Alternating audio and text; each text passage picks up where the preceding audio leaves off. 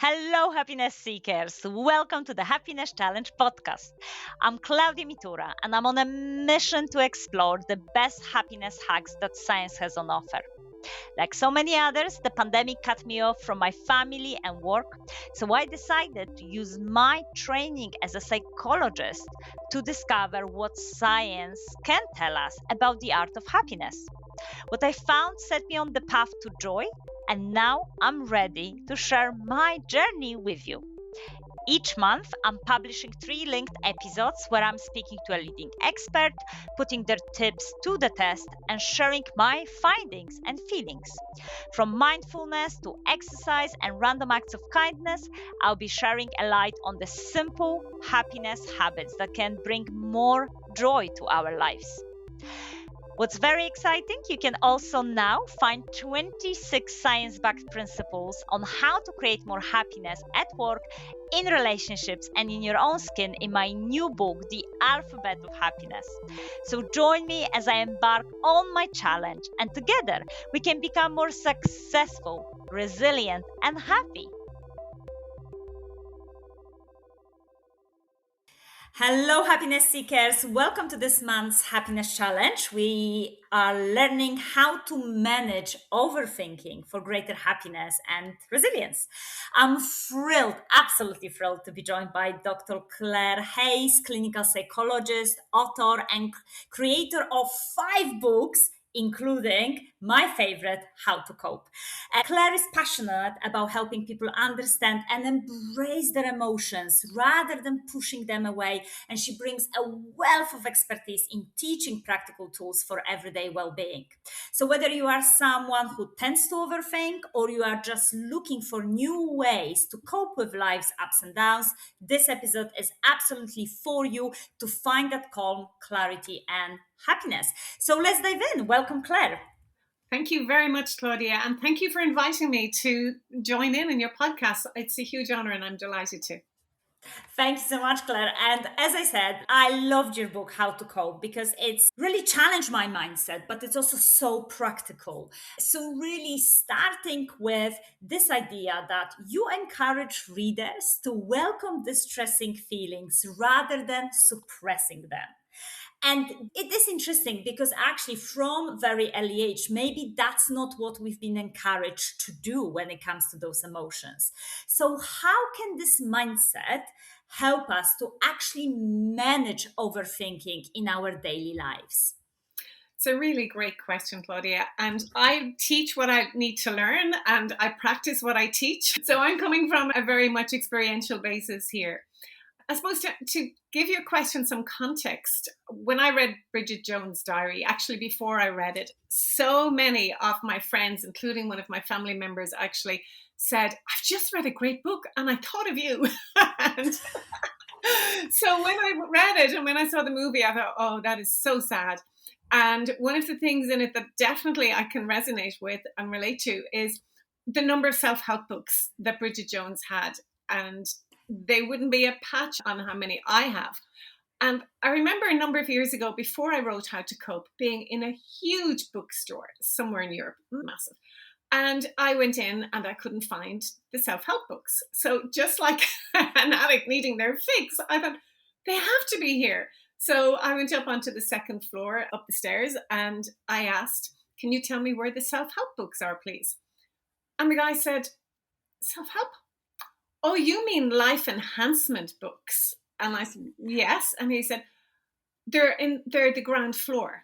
And I said, where in the ground floor? And he said, no, they're the ground floor. So I remember looking down at so many books, and I thought they couldn't all be, in quote, self-help books. So I went downstairs and I started to look, and I felt totally overwhelmed. And I looked at them and a new thought popped into my head, and I thought, if I stay here for the rest of my life, assuming I'm going to live for another 90 plus years, and I do nothing else except read these books, will I feel happy at the end? And I thought, I won't, because they're selling happiness, they're promising happiness, but reading one and then coming to the end and going, but I don't feel happy. And then I need to go and get another one. Or yes, I feel happy for a few moments, but I need another and I need another. And I really began to question the whole self-help industry in terms of creating or certainly fostering a need for people to feel happy. So that's where How to Cope started, because I thought, what if we didn't? What if we allowed ourselves feel however we feel? And in my work as a clinical psychologist, one of the questions I ask people is, what would you like to get from working with me? And more often than not, people say, I want to feel happy. I want to feel better. I want to feel relaxed. And then I explain that I don't have the power to do that and it's not appropriate. And in my work, often people might feel worse rather than better initially. And it's not I don't care how people feel. Sometimes I've said that, but it's not I don't care. I care about people, but I don't focus on how they feel. So I've developed a very simple, clear 3-step approach that I know you've read. It's in How to Cope, and on how to separate out our thoughts from our feelings, from our actions, very much using cognitive behavioral therapy, CBT skills and tools. My background in before I did psychology was as a primary school teacher. So when I came across CBT first, I had just started psychology. And I was really struck by, I'd never heard of this. How come I hadn't heard of it? The ideas are very simple, they're very practical, they're evidence based. And then as a teacher, I thought, why don't we teach the basic principles of CBT? So that's what How to Cope is about. Yeah, wonderful. And I think I really resonate with this idea that, okay, we think we can get all those tools. And as you said, there's so many different books written about it. And now with social media, online courses, e-learning, you could learn anything you want. But ultimately, is it right for us and how we're going to apply it? And interesting that your starting point is actually, I'm not necessary, it's about getting that happiness, but how am I feeling right now? What's in me in this moment in time? And you already mentioned those practical tools. So, specifically in How to Cope, you talking about coping triangle and coping sentences techniques, which are really practical. Could you share how these tools can be used in the moment when we notice ourselves spiraling into those unhelpful thoughts? So there are 3 steps in how I explain this. And the coping triangle term, I originally called it the Cognitive Behavioral Coping Framework, which is a mouthful. And my first book, which is Stress Relief for Teachers, The Coping Triangle, the editors didn't want to call it the Cognitive Behavioral Coping Framework. So we come up with Coping Triangle, which I really like. So the triangle is deliberately inverted with the thoughts at the top left, feelings top right, and then action at the bottom. So I encourage people to think of whatever it is that's causing them pressure. So it might be exams, it could be an illness, it could be family, it could be life. It can be very specific or it can be broad. And putting that in the center of the triangle. And then catching, what am I thinking about it? How am I feeling? What am I doing? And sometimes I might start with action, sometimes I might start with feelings, sometimes I might start with the thoughts. So you mentioned people who overthink. Let's take that as an example. So we're working with someone who's overthinking. So we put the overthinking in the bottom. My guess is somebody would start with the action they notice they're overthinking. They're thinking and thinking. And then they have other thoughts. I'm overthinking. Why am I thinking about this? I shouldn't be thinking about this. I wish I could stop thinking about this. I'm glad nobody else knows what I'm thinking. Oh, I'm not going to think anymore, but and why am I like this? So they have all of those thoughts. Then they're feeling frustrated, annoyed, upset, embarrassed, maybe ashamed, guilty, different. Then action, what are they doing? So they're noticing, they're probably judging themselves harshly, blaming themselves, wishing they weren't overthinking, comparing themselves to other people, how they think other people are. And we don't know what's in anyone else's head, but we assume they're not thinking as we are. So we compare ourselves unfavorably. Might do watching scary movies in their head of the future. If I keep thinking like this, I'm not going to sleep tonight. And if I don't sleep tonight, then I'm going to be tired in the morning. And then I'm not going to, and. We might replay movies in our head. Why am I still thinking of this? Like, this happened to me 2 days ago, and because of this, we might bottle up our feelings as an action. We might pretend everyone else were great, and then we might have these thoughts: "You're such a fraud. Nobody else is fooled by this." So that can be the pattern. We might talk about it as well, actually, as an action. So we might talk to people saying, I just can't sleep because I just keep thinking and I just keep thinking and I don't know how to stop thinking, and I keep reading these books to stop thinking, and I keep listening to podcasts, and I keep doing meditation, but I just can't stop thinking. So that's the triangle. Catch what we're thinking, how we're feeling, what we're doing as a first step. Sometimes doing that, people tell me they feel better straight away. There's my thoughts, there's my feelings, there's my actions. Sometimes people tell me they feel worse because they feel maybe embarrassed or overwhelmed. And it's like facing what's going on can be hard. And then sometimes people tell me, Claire, I don't feel any different. They think this isn't going to work anyway. So, as I said, my focus is not to get people to feel better. And I often say the treatment for cancer chemotherapy does not make people feel better initially. It actually makes them feel worse. So this whole area, when we're looking at what's going on, can make us feel worse. So that's the first step. If that's all we did, that would not be helpful because it would just leave us feeling worse, probably. Certainly me. So I think like with this triangle, it's in itself useful, as you say, to maybe analyze those specific aspects and even be aware that's what we're thinking. When you were mentioning all of those different aspects that we overthinking one thing, but then actually we have all of those and then shame and their guilt and comparison that happens on top, it's actually useful to understand that. So as you said, that's your first step, and then what happens after that? Okay, well then we have 3 steps. So then step 2 are 4 questions. So question 1 is looking back at our feelings. So we're overthinking, we're thinking about overthinking, we're worrying about overthinking, we're upset about overthinking. So we're feeling upset, embarrassed, shamed, frustrated, and so on. So question 1 is, do our feelings make sense? Not if they're good, bad, positive, negative. Literally, do they make sense? And sometimes people would say to me, no, because I shouldn't be overthinking. Okay, but if we put our hand in the fire, we will feel pain. The action of putting our hand in the fire probably does not make sense, but the feeling of pain does. So if we have lots of judgmental, harsh, upsetting thoughts, then we're going to feel upset and judged and ashamed. So I see our feelings like a little 3-year-old child who responds exactly to what adults say. So if we had a little 3-year-old child beside us right now, and I said, oh, Claudia, she's gorgeous. And you said, oh, no, she's not. And she's such a nuisance. And she can't even brush her teeth properly. And you started to, I know you wouldn't, but you started to complain about her. The little girl would feel ashamed, embarrassed, judged. So if we said to a little boy, you're gorgeous, oh, but he can't play football properly, or oh, but he's just too much of a baby, or whatever it is, he will then believe that. A 13-year-old might say, don't take your bad humor out on me, please.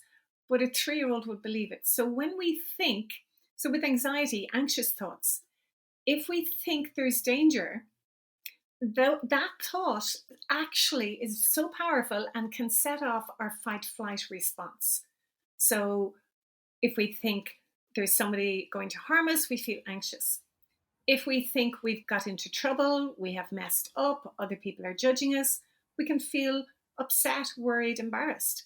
So if we're thinking thoughts like, why am I thinking like this? I'm overthinking, I shouldn't, and all of that, then logically, and it's completely logical, logically it makes sense that we're going to feel upset, embarrassed, and however. That's a great, I think, like a checkpoint, as you said, rather than thinking about our emotions, challenging, negative, it's very much thinking, does this make sense? And as you rightly pointing out, in majority of cases, yeah, it does make sense, of course, because if someone else would have said that to me, yes, of course, I would feel that specific aspect and I would definitely feel that emotion.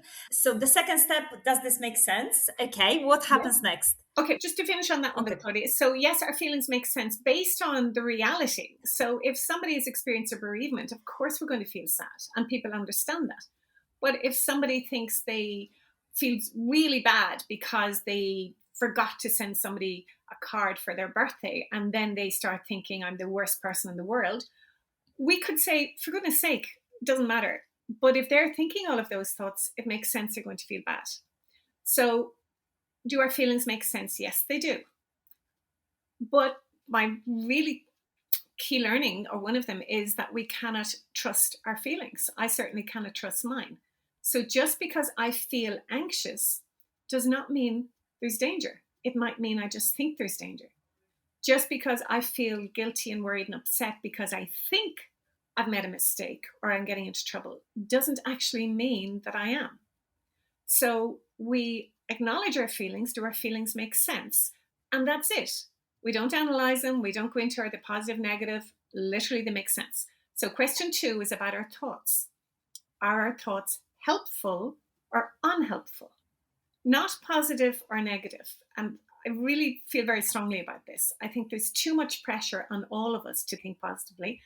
And the example I often use is if you're in an airplane and the door falls off and we're up in the sky, a positive thought is, oh, great, we're getting some fresh air in.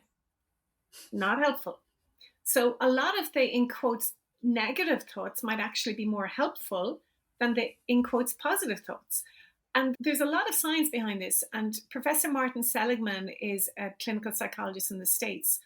And he talks about learned helplessness, and also about we can't pour happiness into people. It comes from us in terms of negotiating and learning, surviving with life's challenges. So are our thoughts helpful? And practically, I won't say all of the thoughts I have, but a lot of the thoughts I have actually aren't helpful. So why am I thinking like this? That's a question thought. If I have a question thought, why did my phone ring? Because I didn't turn it off on silent. Okay, lesson learned. Hopefully I'll remember that again. But if I'm thinking, why did I do this? Why did I do this? Then they're not helpful question thoughts, because I mightn't have an answer, and they're also reinforcing and making me feel worse. I should have, I must, I need to, I can't. All of those thoughts aren't helpful because they're triggering me to feel, or you or anyone else to feel a certain way. And then we might have a thought that seems very helpful because it's, in quotes, positive. Oh, I managed that, or I stopped thinking about that. But if there isn't a full stop, if there's another thought that sneaks in going, but you're not going to be able to do that again, or but that was a fluke, or but that really wasn't a big deal, then the first thought, even though it seems helpful, isn't. So question 2, are our thoughts helpful or unhelpful? Question 3 is, what do we believe? And this is the whole area of core beliefs. And this is where our thoughts, the meaning of our thoughts, the impact come from. So these are beliefs that we get when we're very little. 3, 4, 5 is a key age. And oftentimes we don't know they're there. So if somebody's overthinking and worrying about overthinking, I might say, what is so bad about overthinking? And then we do Socratic questioning, downward arrow spiral. I shouldn't be overthinking. What is so bad about overthinking when you think you shouldn't be? Everybody else doesn't do this. And we go down and down. And then we reach rock bottom, which is something around, I'm not okay, or I'm not as good as everyone else, or everyone else is better than me, or I'm not good enough, or something that's really core black and white. And those beliefs are influencing everything. So what is so bad about not doing well in an exam? Back deep down, we do, what's so bad about that? What's so bad about that? And then I'm a failure, or whatever the core belief is. And core beliefs are really interesting because a lot of times, as I said, we don't know we have them, so it's hard to change them. We can't just suddenly say, oh, that's not true, because it's like we've practiced for so many years to prove we're right. So a story I've made up many years ago to explain this, if I believe people, traffic wardens, people who put tickets on cars or clamp cars are terrible people, they're really nasty, I'm looking for them to prove I'm right. I want proof, my evidence, my bias. I have to be right. So we head into a city somewhere and I say, look at that. traffic warden, look at that person, look at that. They're horrible, they're nasty. And Claudia, you say, Claire, they're not all like that. Here's two coming towards us and they're laughing. I immediately twist what you've said to fit in with my belief. So I say, yes, they're laughing, but they're after giving 3 people tickets. They're terrible. They're even worse than I thought they were.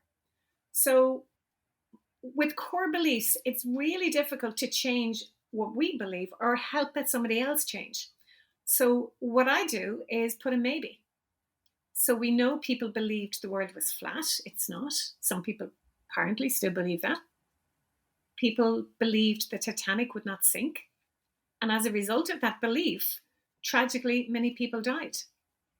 So somebody might believe their entire future depends on them getting a certain job. And maybe that's true, maybe it isn't. Maybe there's learning opportunities. So literally just putting in a maybe. And then question 4, and the reason I have the arrow focused on the action piece is the triangle, it's like an action. Question 4 is, are actions helpful or unhelpful? And this is really where we have control over. We don't over our feelings or thoughts or our beliefs, but we do over our actions. So overthinking, is that helpful? No, but it's a habit, it's a pattern, it's hard to break. Worrying about overthinking, is that helpful? No. Blaming ourselves for overthinking, is that helpful? No. Comparing ourselves and all of that. So a lot of the actions are probably unhelpful, but then there are other actions we do that we dismiss, we don't even see that are helpful, like getting up in the morning, brushing our teeth, taking care of ourselves, being able to do whatever it is, even with the overthinking going on. So that's step 2, Claudia. Question 1, do our feelings make sense? 2, are our thoughts helpful? 3, what do we believe? Because that might not be true. And 4, are our actions helpful or unhelpful? And I guess by understanding that, as you said, I can then start make more conscious choices. Yes. Of, okay, so what now? I understand this. I'm aware of this, and the awareness is always the key. What's happened now? And I guess that's where your coping sentences come into play, which I found very useful because they have very powerful word in I choose. So would you mind telling us more about these? I would love to. And since I wrote How to Cope, the coping sentence has developed into the ABC coping sentence. So A is acknowledge. I feel. So I feel tired. I feel upset. I feel frustrated. I feel angry. I feel guilty. Not saying I don't, I do. Acknowledging our feelings. And then B is because. So I feel frustrated because I think this overthinking is driving me bananas. I feel unhappy because I think I'm not managing well enough. And I usually put I think in brackets because it's not always a thought that makes us feel a certain way. And the example I often use, Claudia, if I was beside you in person right now and I stood on your toe, you would feel pain. Not because you thought I stood on your toe, but because I did. What if I suggest to you that for your dinner this evening, you're going to pour some milk into coffee, tea, and the milk is sour, and you're going to drink it anyway? My suggesting that might immediately now make you feel a little bit nauseous in your tummy or a little bit. So a lot of the time, it's our own thoughts that make us feel a certain way. So I feel upset because I think I made a mistake, or I think I should have remembered to send the card, or whatever it is. So A, acknowledge, B, because, and then absolutely, as you said, the magic word, C for choose. Not I have to, I must, or should.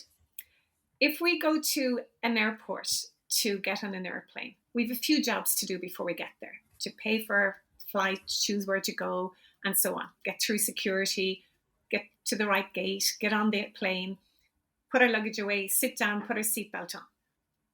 That's our jobs. Our job is not to fly the plane. Someone else is paid to do that. So if we have in our head, I have to, I must, I should, I need to, I can't, I'll try, all of those thoughts are flying us in a certain direction.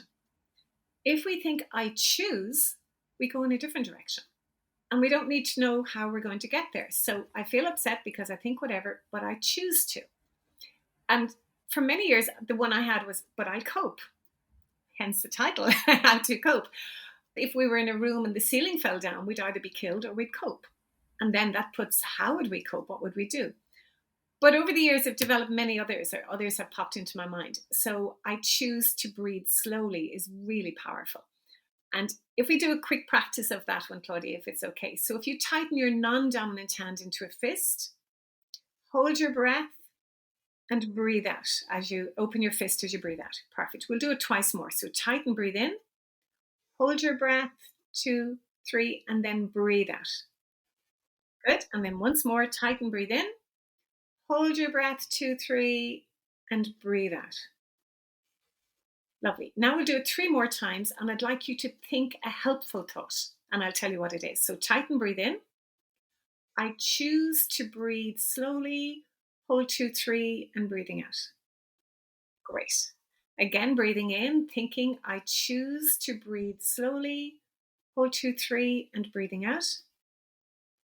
And then once more, tightening, breathing in, I choose to breathe slowly, hold 2, 3, and breathing out. Perfect.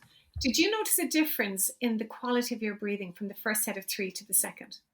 Yeah, absolutely. So the second time, I definitely breathed more slowly because I needed to concentrate. I needed to say that. And therefore, I was more intentional about my breath. Yes. And then the I choose to breathe slowly is giving our body the order or whatever it is to the permission to breathe slowly. So I choose to breathe slowly. I choose to be kind to myself is really important, particularly with the overthinking. I feel annoyed at myself because I think whatever, but I choose to be kind to myself.